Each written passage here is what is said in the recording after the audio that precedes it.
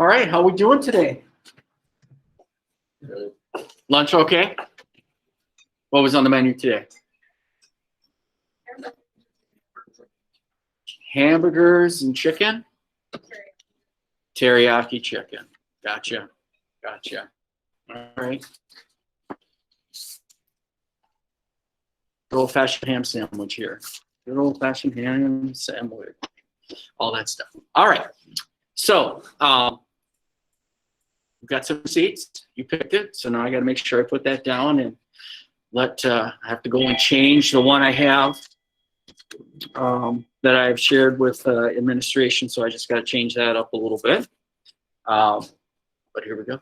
Since we're kind of like near that midway point or just past that midway point, maybe a different look could help.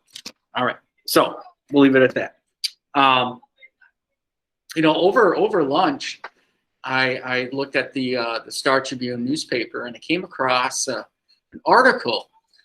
And there's a initiative put out by the University of Minnesota that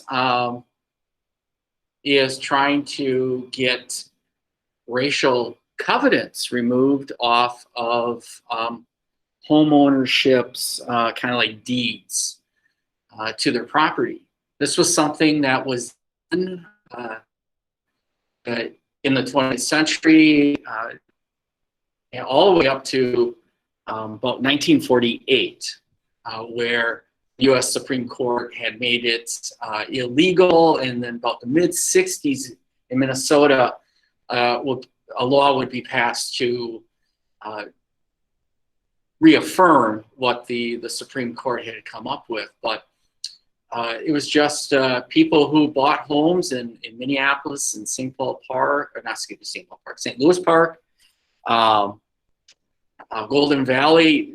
They would be signing papers, and all of a sudden they're like, what is this? And there would be a covenant saying that you couldn't sell it to certain individuals. And so it's more of like a, just something on paper now, has no backing, but people are taking the initiative to get that removed. And so this is what we would call kind of also like redlining. It would go in the same area, same kind of category of it, where neighborhoods in northern communities would be separated by stuff like that. So I'm always looking for contemporary news items that are applicable here as well. And for my 20th century, we were looking at authoritarians, and the country of Tanzania had an authoritarian, and recently their president, before he passed away, he was a COVID denier. And now the new president of COVID says, no, we're going to follow science. So always finding things out there for different classes. There we go. So again, hopefully we're having a great day. All that. Today we will continue with our theme of looking at origins, tactics, and organizations. And yesterday I had mentioned a little bit about Black press, and I want to continue to do that. I have a little video clip that I will show here in a moment about Black newspapers and the importance of that, and then we'll jump into that little activity, the OTO. Okay, any questions for me before we start? Go, let's get at it. Let me just...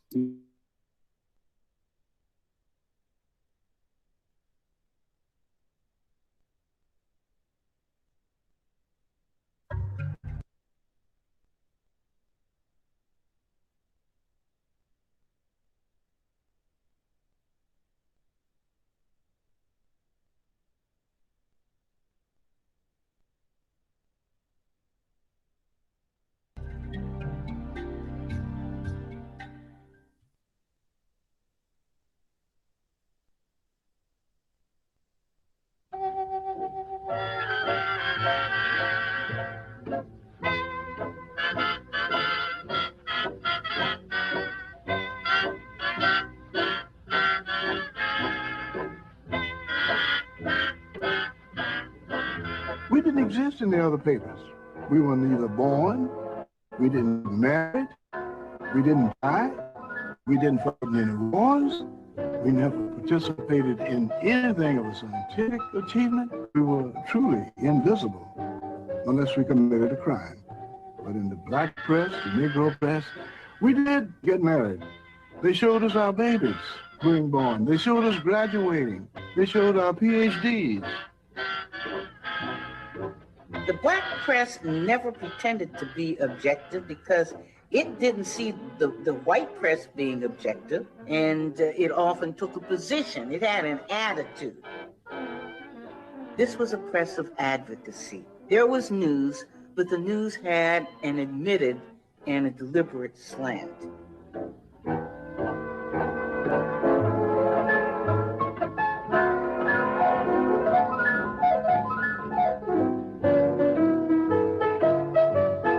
For over 150 years, African-American newspapers were among the strongest institutions in Black America. They helped to create and stabilize communities. They spoke forcefully for the political and economic interests of their readers while employing thousands. Black newspapers provided a forum for debate among African Americans and gave voice to a people who were voiceless.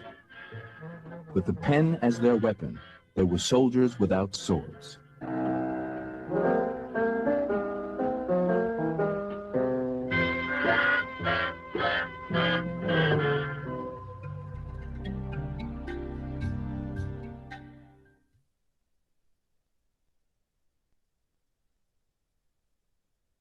The black press,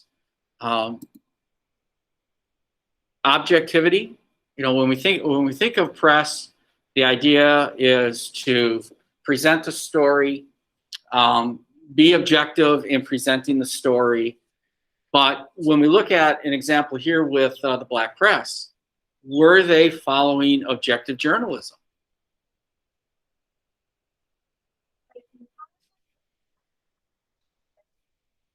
Presenting the facts as is, and letting people who are reading it come to their conclusions. Were they being objective? And why not?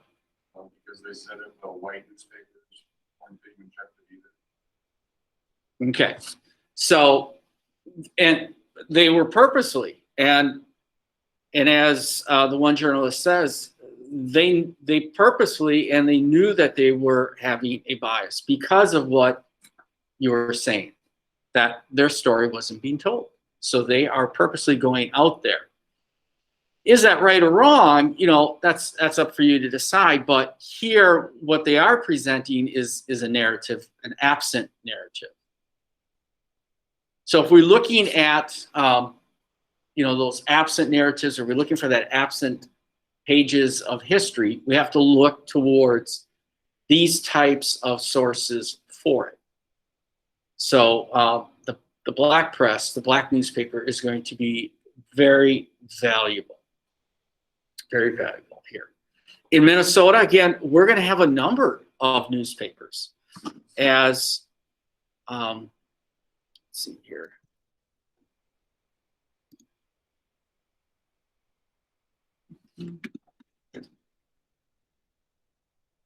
The Western Appeal. The Western Appeal would be an example of a black newspaper in Minnesota. And it was here from 1885 to 1923.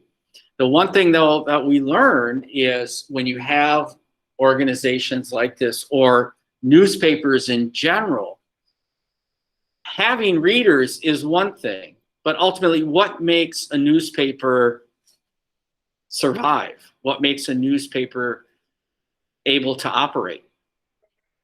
Well, readers is one thing. That, you know, through subscriptions, but what's another way? What's that? Got to have content, and they definitely are going to have content, and there's an audience for it. But newspapers, those in the media know that money is a premium. And it's not for a lack of readership, because it's always there. It's about having sponsors and being able to have constant money stream. So we look at newspapers like the Western Appeal, it eventually is going to go away because of money. Now, like that one I showed you yesterday has a little bit longer history so far, and it's still going, is they found ways to maintain readership, or interest, but also money as well. The Star Tribune is able to exist because of money streams through advertisement, but it's had to consolidate. The Pioneer Press the same way. Now, here we're focusing on Black press, but you can also find other groups having their own publications as well. The indigenous groups, Native Times would be a big one that still is in existence today. All right, the Black press can be very important. They're going to speak about the issues that are going to be big and real, and they're the ones, in some ways, they're going to help begin to put pressure, and that's the key here. So that can fit into tactics and organizations as well. All right, so you're looking at the OTO here, origins, tactics, and organizations.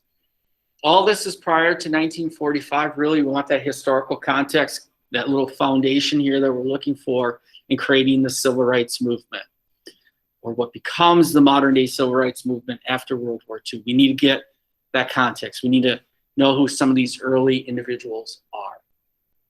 Okay, so looking at this activity, all right, so we're gonna look at this activity. And again, you can, we're doing this on paper. And so if for some reason you lost your paper, I've got paper in the back. Do we have any questions on any of these topics? What the finished product should look like?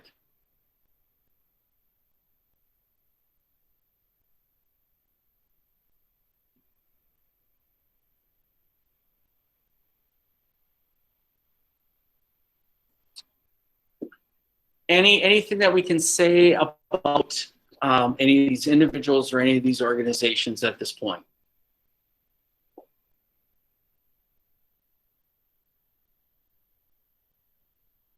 If we look at issues, what are the big issues? Well, we got to break that down even more. What's going to go into that equality? What are they looking for specifically? Removal of the Jim Crow laws in the South.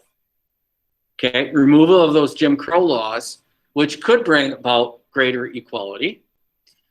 But what you see also on this list here, not only the Jim Crow laws, but voting is a big one. But anti-lynching. Anti-lynching is a big one as well.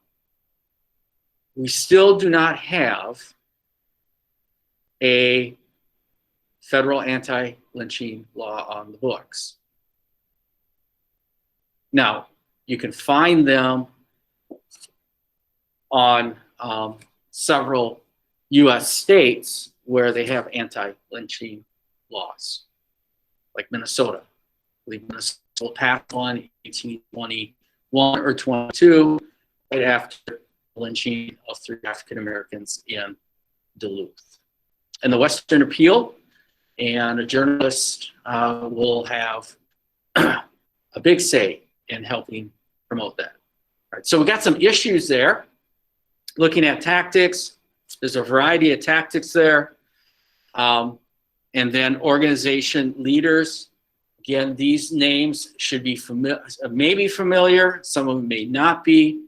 They're not the big names that we're going to look at with after 1945. And there's going to be a lot more individuals. And of course, throughout here, I'm going to try to find that local connection piece in there, because we're going to have some local connections, people, organizations that are going to play a role here at this time, but then also during the civil rights, post 1945. All right, so with that, any questions, any thoughts?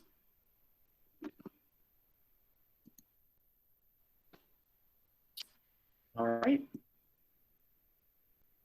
So we'll keep this short in terms of the introduction. I'll let you work on this. Those at home, you can stay on, ask questions, or exit. Have a great day.